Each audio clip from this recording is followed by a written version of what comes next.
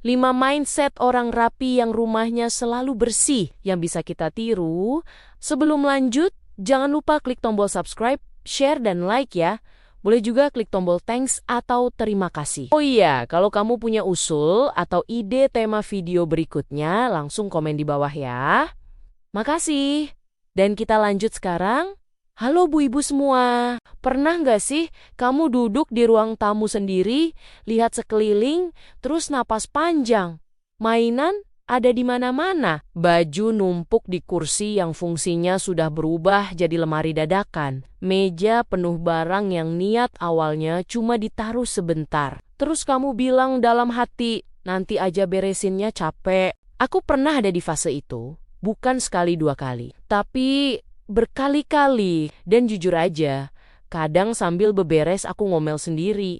Ini rumah apa kapal pecah sih? Terus anehnya, aku punya satu teman, anaknya 2, kerja juga, rumahnya nggak besar. Tapi tiap kali aku datang, kok selalu rapi. Bukan rapi kayak rumah contoh ya, tapi rapi yang hidup.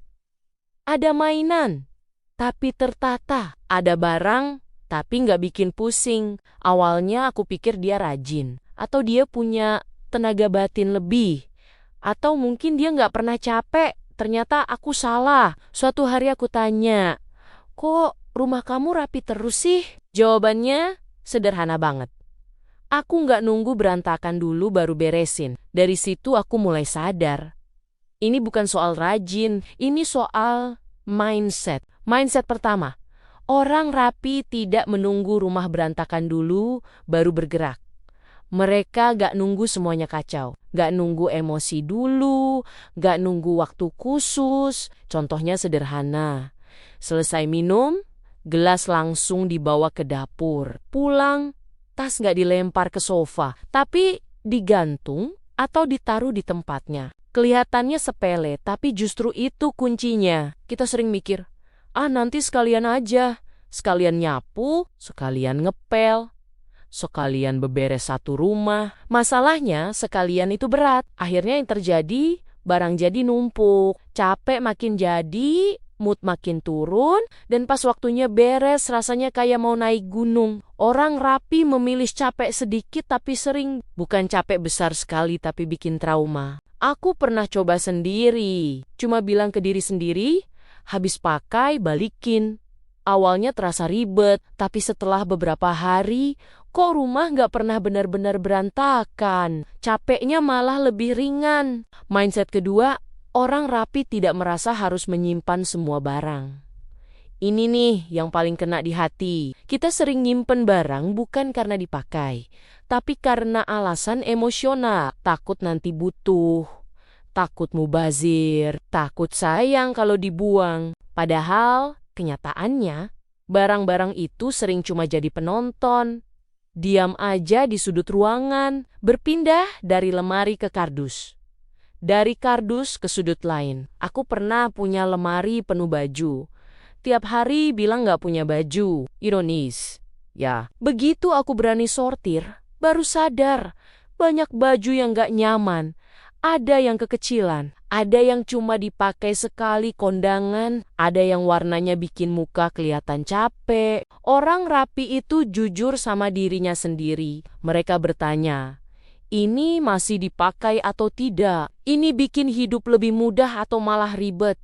Dan mereka berani melepas bukan karena nggak sayang, tapi karena lebih sayang ketenangan. Rumah itu bukan gudang masa lalu. Rumah itu tempat kita hidup hari ini. Mindset ketiga, orang rapi merapikan rumah untuk dirinya sendiri, bukan untuk orang lain. Ini penting banget. Karena kita sering ngerapiin rumah, cuma kalau mau ada tamu. Kalau nggak ada yang datang, ya sudah. Padahal yang paling sering ada di rumah itu siapa? Ya kita sendiri aja. Orang rapi nggak nunggu rumahnya dinilai orang. Mereka peduli sama perasaan mereka sendiri.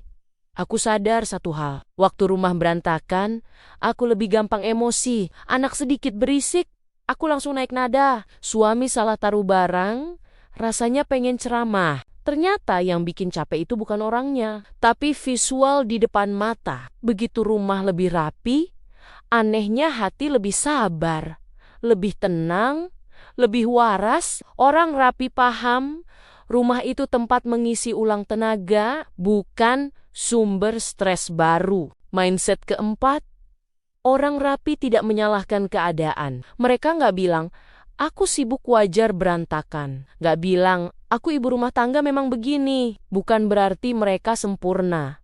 Sebenarnya mereka capek juga. Dan kadang mereka malas juga. Tetapi mereka tidak terjebak dan larut dengan rasa malas itu. Tapi mereka sadar, alasan nggak bikin rumah beres, tindakan yang bikin mereka memilih versi paling realistis. Beres sedikit, satu sudut, satu laci, satu meja, daripada nunggu semangat besar yang gak datang-datang. Aku pernah bilang, nanti aku beberes kalau punya waktu. Ternyata waktu itu gak pernah muncul. Yang ada cuma kita yang makin lelah. Mindset ini ngajarin aku berhenti menunggu kondisi ideal. Karena rumah rapi itu dibangun di tengah hidup yang berantakan. Mindset kelima, orang rapi percaya bahwa rumah rapi adalah bentuk sayang ke diri sendiri.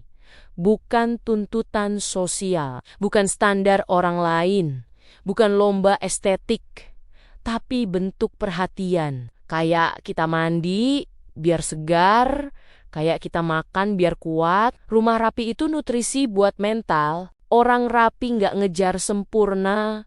Mereka ngejar nyaman, ada debu sedikit, nggak panik, ada mainan anak, nggak stres. Karena rumah rapi versi mereka itu, rumah yang terkendali. Dan ini yang paling penting, mereka nggak menyiksa diri sendiri. Kalau hari ini capek, ya istirahat, besok lanjut lagi, tanpa rasa bersalah berlebihan.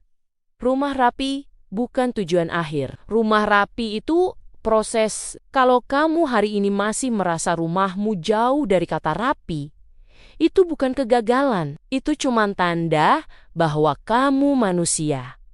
Mulai dari satu mindset dulu, gak perlu semuanya. Jadi pelan-pelan aja, karena perubahan besar selalu dimulai dari cara berpikir. Dan kamu layak hidup di rumah yang bikin hati tenang. Terima kasih sudah dengerin cerita dan curhatku hari ini. Sampai ketemu di video berikutnya.